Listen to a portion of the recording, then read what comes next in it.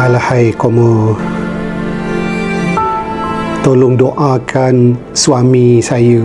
Begitulah rayuan isteri kepada salah seorang kaki tangan Jabatan Kerja Raya Shah Alam yang terlibat dengan kemalangan di Tol Bukit Kajang baru-baru ini. Keadaan suaminya sekarang ini di unit rawatan rapi, ditidurkan dan dikatakan kritikal. Macam-macam pandangan dan juga pendapat daripada orang ramai dalam media sosial berkenaan dengan kemalangan yang berlaku yang melibatkan 4 kenderaan ini. Macam mana sebuah lori yang tak ada pemandu dah. Pemandunya dah terjun dah daripada lori, membiarkan lorinya dalam keadaan laju, membantai kereta-kereta yang berada di hadapan. Sekalilah dengan Plaza Tol tersebut pun kena.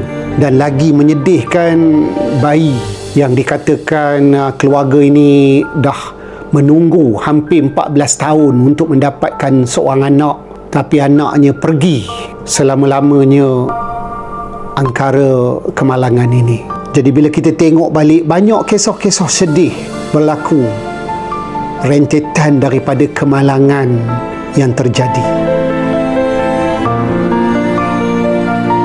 Jadi si isteri yang suaminya kritikal ni tak tahulah macam mana. Dia kata sampai je ke ward kecemasan di Hospital Kajang tu, remuk hatinya bila melihatkan suaminya dah tak sedar lagi. Apa kita nak kata, Koma?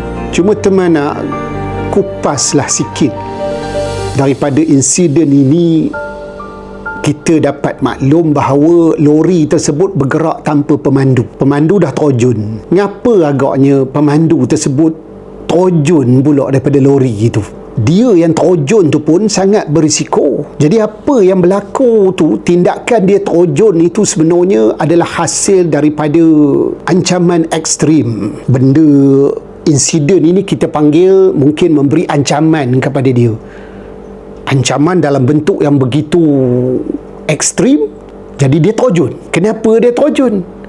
Disebabkan oleh naluri dalam manusia ini. Dia adalah reaksi automatik bila kita berada dalam satu keadaan yang sangat bahaya. Maksudnya dia merasakan bahawa kalau aku terus berada dalam lori ini akan mengancam nyawa aku.